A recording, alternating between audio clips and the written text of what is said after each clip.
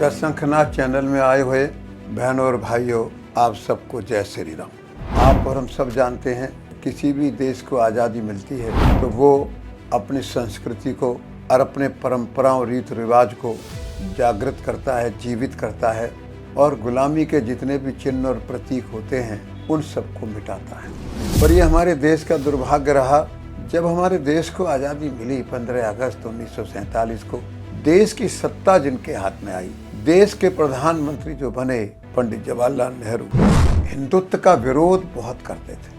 आप जरा सोच कर देखें, हमारा जो सनातन धर्म है उसमें गाय का महत्व क्या है। हमारी जो गौ माता है, हमने उसको माँ ऐसे ही नहीं कहा है, हमने गौ माता उसके गुणों के कारण कहा है। गौ माता हमको कितना कुछ देती है, वो हमारे लिए पूज्य है। हमने 33 करोड़ देवताओं का वास माना है और माँ के दूध के बाद हम मानते हैं अगर बच्चे के लिए कोई सबसे अच्छा सुपाच्य दूध है तो वो अपनी गाय माता का दूध है।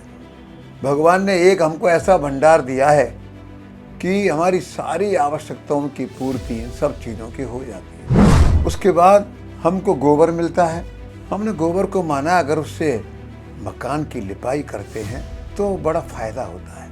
ये जो खराब गैसें होती हैं इसको नष्ट कर देती है, खराब किरणें जो होती हैं उनको भी रोक देती है। गोबर हमको जैविक खाद देती है और जो इसका मूत्र है हमने उसको भी कितना पवित्र माना है।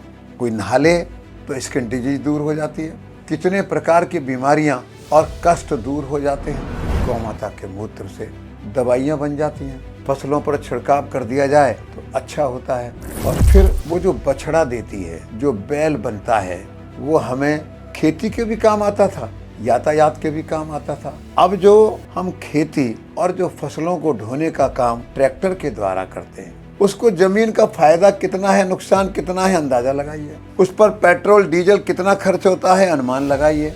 एक प्रकार से हम देखेंगे गौ माता पर्यावरण ठीक रखती है, हमारे अर्थतंत्र की कितनी बड़ी धुरी है, कितने लोगों को रोजगार देती है।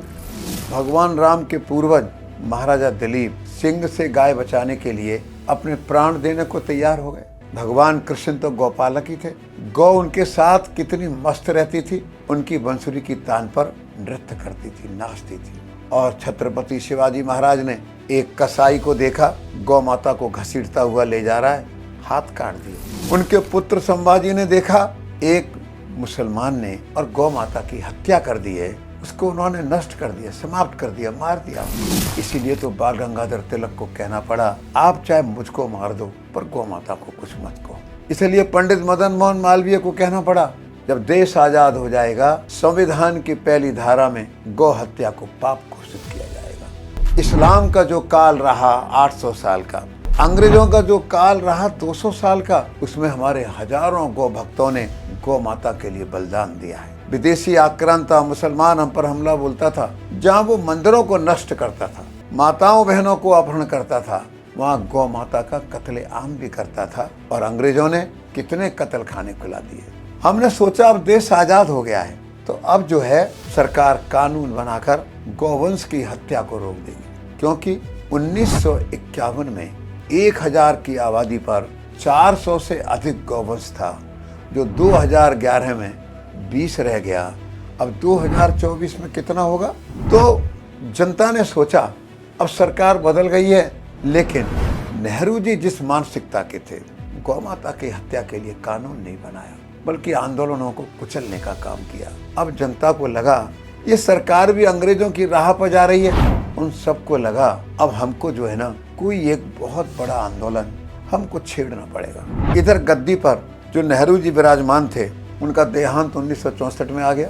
अल्पकाल के लिए लाल बहादुर शास्त्री जी आए, उसके बाद उनकी बेटी इंदिरा गांधी आई। उनकी और नेहरू जी की मानसिकता में कोई बहुत बड़ा अंतर नहीं था। उनके सामने भी आंदोलन हुए, उनके सामने भी मांगे उठाई। मतलब यहाँ तक हुआ कि उन्होंने स्वामी करपात्री से आशीर्वाद लिया और कहा, चुनाव में जीतने के बाद हम आपकी सारी समस्याओं का समाधान करेंगे, गौ माता के लिए अच्छे काम करेंगे। मजबूर होकर जयप्रकाश नारायण जी ने भी इंदिरा गांधी को पत्र लिखा, कहा ये हिंदू बहुल देश है, यहाँ पर गौ हत्या के बारे में कानून बनाने में दिक्कत क्या है। लेकिन उनकी भी सुनी नहीं गई।